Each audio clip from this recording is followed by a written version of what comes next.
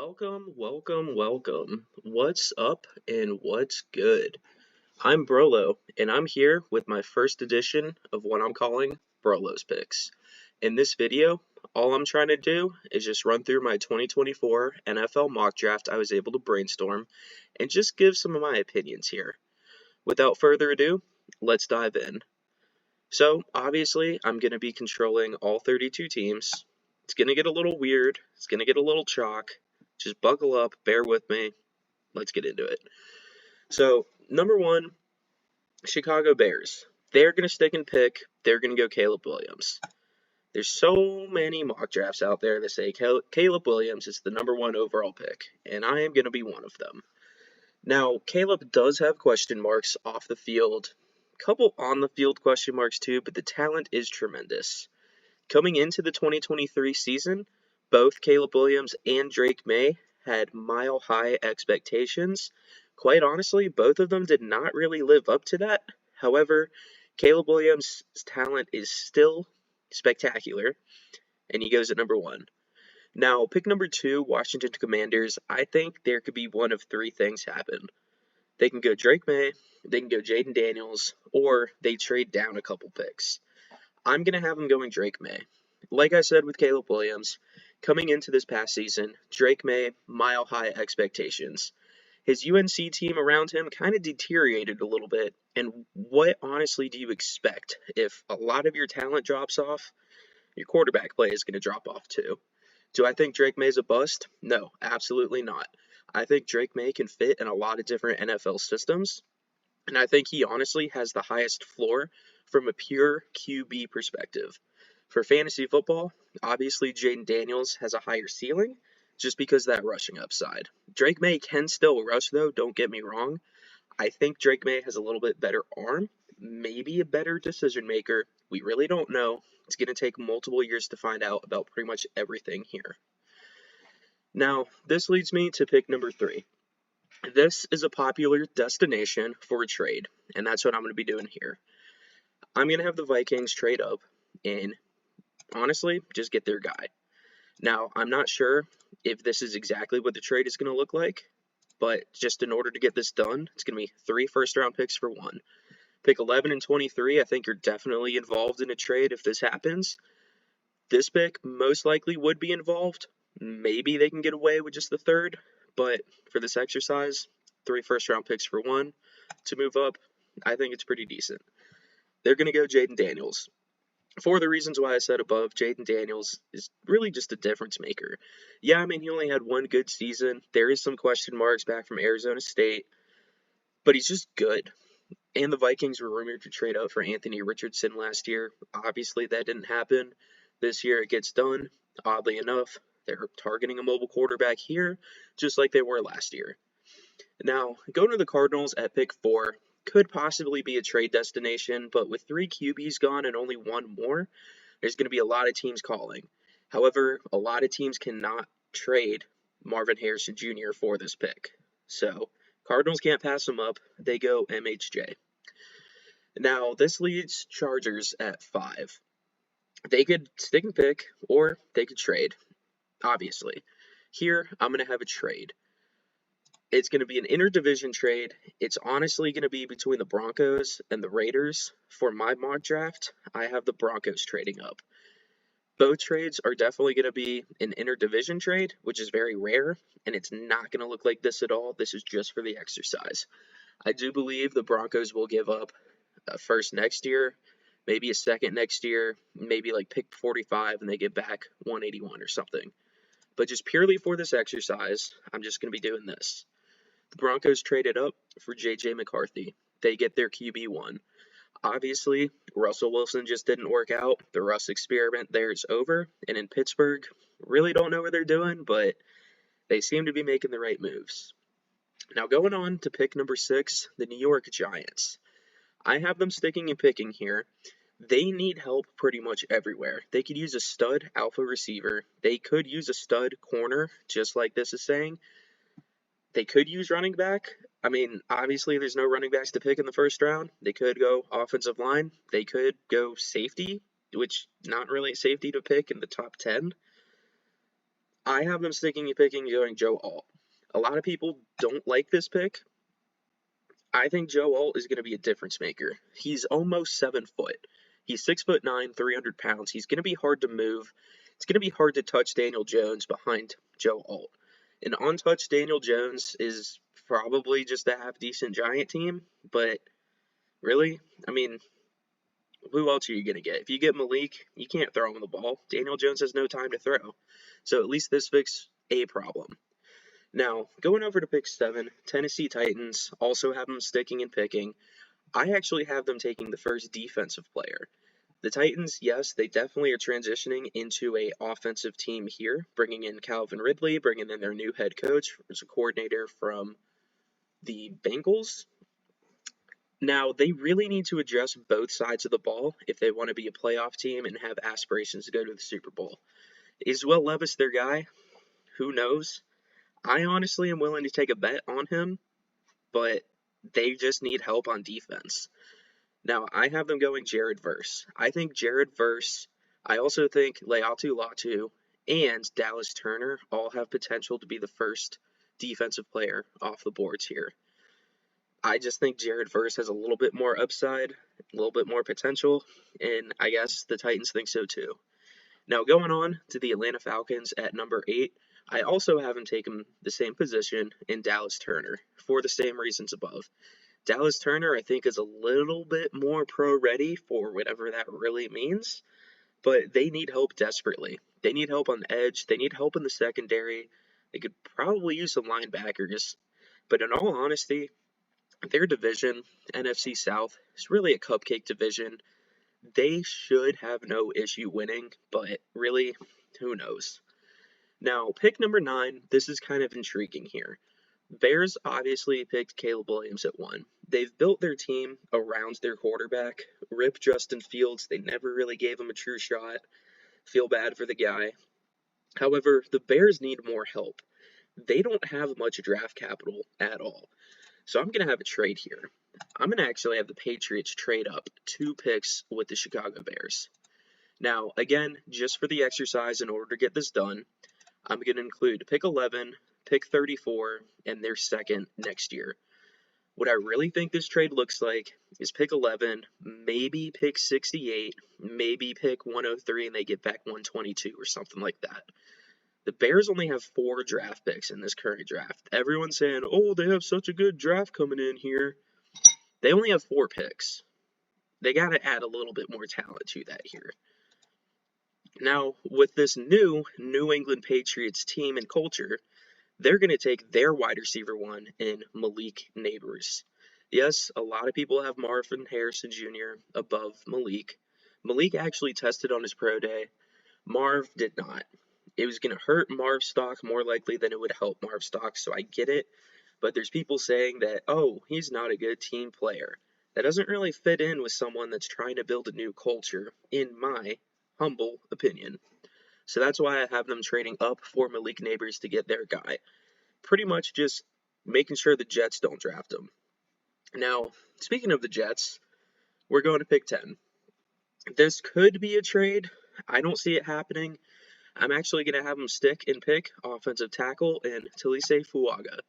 I personally think Fuaga is one of the best pass protectors in this draft. Yes, I am a Pac-12 fan. I like Washington. Rip Pac-12.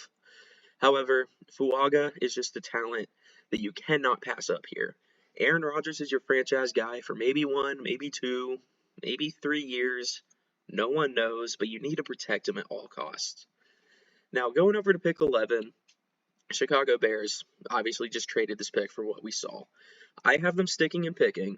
They could go offensive line here. However, I have them going Leatu Latu, defensive line. Same reason as before. I just think Leatu Latu could have potential to be the first defensive edge rusher taken in this draft. There is some medical concerns with him. I think for the most part he's cleared them, but there's still question marks at the end of the day. I think the Bears get a steal here. Now, going over to pick 12, obviously the Chargers would get more in return than trading down from 5 to 12. But again, for the exercise, I just wanted to get it done because we're only focusing on the first round. I have them sticking and picking and taking their guy all along in Brock Bowers. I do understand that they did address the tight end position in free agency. Greg Roman, their offensive coordinator, loves running through the tight end position. Who better than Brock Bowers to do it? Now, going over to pick 13 here with the Raiders, again, I possibly could have had the Raiders trade up to 5 and get J.J. McCarthy. However, I think this is going to be a new team, and they're going to build from the ground up here. They bring in Gardner Minshew. He's a decent bridge quarterback. There's not really a quarterback worth taking here, in my opinion. I have them sticking and picking and going best player available. I'm going to have them taking Fashanu, offensive lineman. He has potential to be one of the best tackles in this league. I don't think he's going to be, but a lot of people are super high on him. I do think he's the best player available currently right now, and something that's rare for the Raiders, they actually make a smart move here. Now, going over to pick 14, we have the Saints on the clock. This might be a little weird. I have the Saints actually picking Rome Odunze. Reason being, they have a decent team, and like I said with the Falcons, they're in a cupcake division. A lot of people are super low on Derek Carr, and I don't really understand it. He only had Chris Olave to throw to. He had the shell of Michael Thomas, and, I mean, Michael Thomas is not the Michael Thomas we all know and remember. They need another receiver there. Rashid Shaheed, he's okay, but he's not going to be anything special. Rome Odunze could definitely fit the bill. Take some talent away from Chris Olave, so that way he can get more one-on-one matchups. Who knows? Maybe Derek Carr can be a top 10 quarterback in this team. Now, going over to pick 15 with the Colts, I have them sticking and picking and go Quinyon Mitchell. His stock tremendously rose from the Senior Bowl. Super fast, super lengthy, pretty decent coverage here. I just think he has all the potential in the world. The Colts need help elsewhere. Yes, this could be a wide receiver pick with Brian Thomas Jr., I personally don't think Brian Thomas Jr. is all that. I think he's sort of like a one-hit wonder there. We can get into that a little bit later, potentially. Now, going over to pick 16, my personal team, the Seattle Seahawks. Traditionally, the Seahawks love to trade down and just accumulate draft picks. They haven't really done that in the past couple years. I don't have them doing that today. I actually have them scrolling down and taking Jackson Powers Johnson out of Oregon. This kind of brings the Seahawks back to their old roots. The last time the Seahawks had a dominant rushing era was actually with Max Unger. He was traded to the Saints for Jimmy Graham. That was just not a good trade for both teams. It didn't really work out too well. I didn't really enjoy it at the time because we had a super good rushing attack and then it kind of fell off after that. Max Unger was the heart and soul of that offensive line. JPJ could be that next heart and soul. Again, who knows? We'll probably not find out for about 2 to 6 years.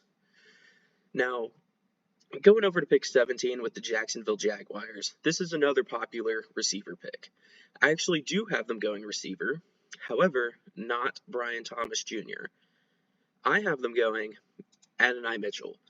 I think Adonai Mitchell has the potential to be wide receivers 3/4 in this draft. I don't think he's going to go before Rome Odunze, but I think he's going to be the next guy.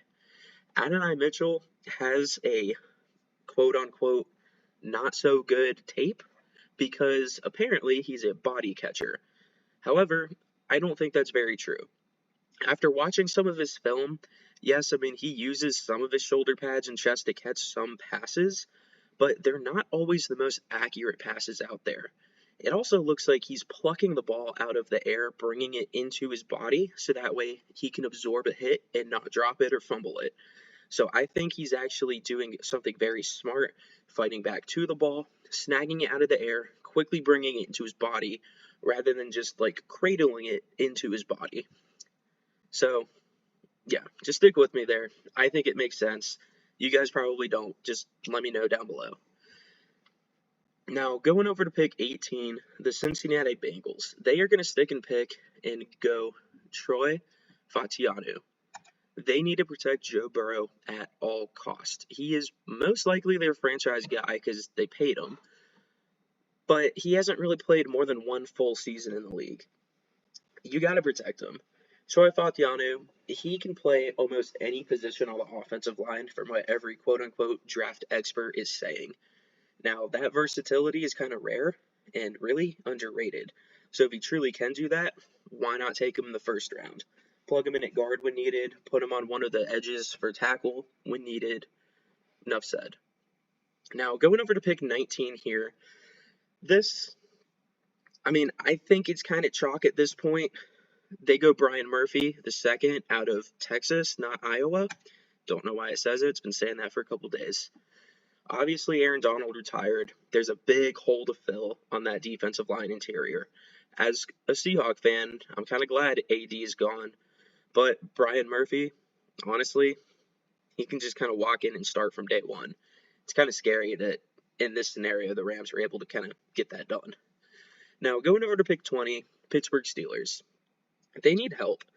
They need help on the offensive line. They need help in the secondary. They obviously could use some more wide receiver help. This could be a good spot for Brian Thomas Jr. I do think that could be the way that they go. However, Terrion Arnold, in my opinion, is dropped far enough, and this is where he's taken. The Steelers are known to have a legendary defense, and in all honesty, they really didn't have that this past few seasons.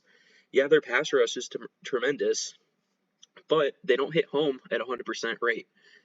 The Steelers, they need to cover people. Terrion Arnold is pretty good at that, so it just makes sense. Now going over to pick 21, Miami Dolphins. I'm going to have them stick and pick. I'm going to have them fill another need when Christian Wilkins left and take Johnny Newton.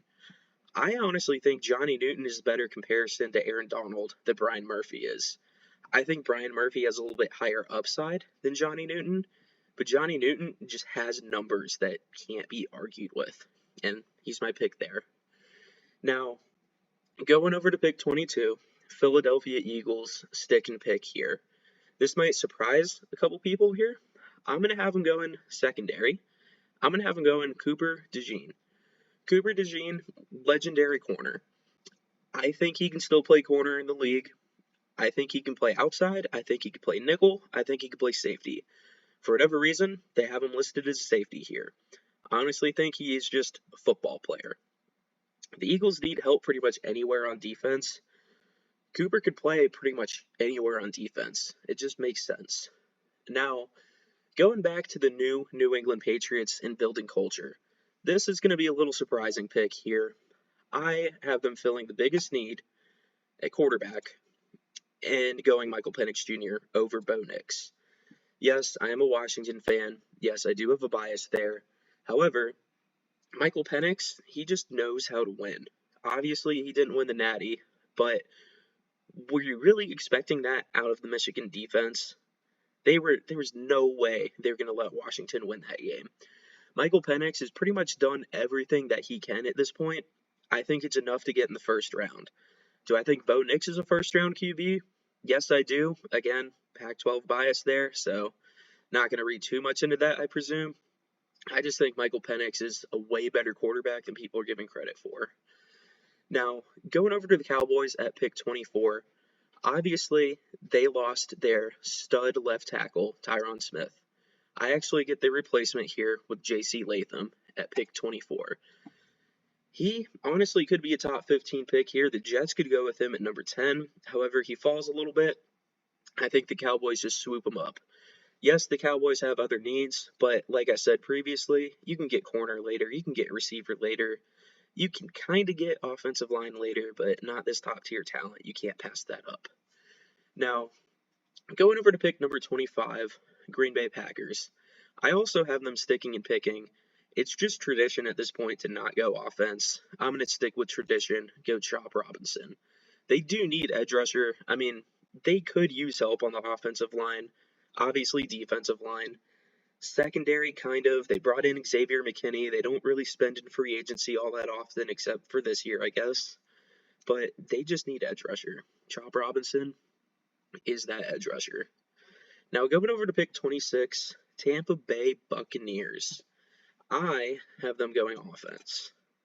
I have them going Xavier Worthy. Yes, Xavier Worthy over Brian Thomas. Speed kills in the NFL. Speed, speed, speed is what this game is all about. Xavier Worthy has it.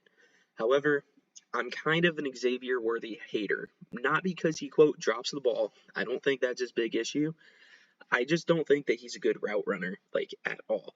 He doesn't use his speed the way he's supposed to. He tries to make people miss and look silly, and in all honesty, half the time he makes himself look silly. Can he clean that up? Absolutely. Can he be a stud receiver? Absolutely. However, one name comes to mind, and that's John Ross. Yes, he did go to Washington, so I do have a bias. There's always going to be love in my heart for John Ross. But man, everyone got burned by him. No pun intended. So it's a little but I think Xavier Worthy still has that talent to be a first-round pick. The Bucs need speed. They need speed bad, and this helps. So that leads us to number 27, Arizona Cardinals. They need help in a few places as well. Obviously, we already addressed wide receiver. They could double tap and go another receiver, especially if Brian Thomas falls this far. However, I don't have them doing that. I have them helping Kyler Murray out even more. They go offensive line. They go best player available here. Amarius Mims, he's just a freak. He's going to help Kyler Murray, or I guess whoever is quarterback back there too. There's some trade rumors that Kyler Murray could be moved as well. I personally don't see it happen. However, if the Vikings do not trade up and get a quarterback, I think they could trade for Kyler. I actually started a dynasty league last year, picked Kyler in the 4th round, thinking that he was going to be going to the Vikings. Now, am I still happy he's on the Cardinals? Yeah, absolutely. He's probably going to be good anywhere. But you need to protect your quarterback no matter who it's going to be. Now, going over to pick 28, the Buffalo Bills. It's finally time to take the receiver in Keon Coleman. Keon was a bona fide top receiver coming into this class, and honestly coming into this year as well. He didn't put it all together like a lot of us were thinking he was going to. However, I still think the talent's there. They get their Gabe Davis replacement in Keon Coleman. Now, this leads us to pick 29 with the Detroit Lions. Again, little uncontroversial here. I'm going Kool-Aid McKinstry. They need help. Kool-Aid is one of the better corners in this league.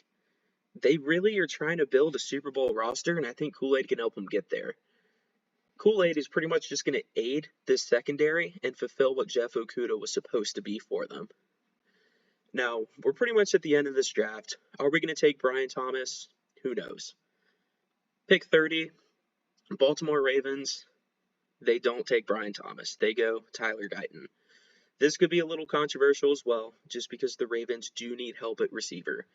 However, I can't help but think when I watched Ravens football this past year, I'm not sure what's going on there. Either Lamar is holding onto the ball too long, he's not trusting what he sees in his eyes, or he doesn't trust his offensive line. I think Lamar's just holding onto the ball too long, trying to make a play, and his offensive line cannot protect for that long. I think Tyler Guyton could help, but I don't think he's going to solve all those issues. I think they need to get the ball out quick, get Lamar in rhythm, and then they can start doing a lot more read options. They brought in Derrick Henry as well. So they're probably going to be a little bit more of a grounded pound team, which I think would be perfect for Lamar. Play him off of play action, have him roll left, have him roll right, roll wherever, just don't go 20 yards back because that almost never works. Now, going over to pick 31, San Francisco 49ers. They maybe could use some wide receiver help with Debo getting 1 year older. Brandon Ayuk's on his contract is kind of coming up towards the end of it here. They're not sure if he's going to be a long-term play. They probably need to play Brock Purdy and pay him. I can't even speak at this point. If you made it this far, thumbs up to you, man. I would like any comment you have. However, I don't think they're going to go Brian Thomas Jr. I have them taking Nate Wiggins. They need help in the secondary. They need to be able to cover pretty much any wide receiver. They're okay on defense. I think they're a little overrated. Obviously, their pass rush is amazing. Their secondary is pretty decent. Nate Wiggins can just help. I don't think they would hurt at all by taking a corner here. Now, this is the last pick in the first round, obviously. Pick number 32. Yes, I'm going to have Brian Thomas pick 32. The Chiefs don't need receiver. They kind of filled that hole a little bit with Hollywood Brown. However, he's just on a 1 year deal, sort of like a 1 year prove it. I think they can keep a trio together of Brian Thomas Jr., Marquise Hollywood Brown, and Reed.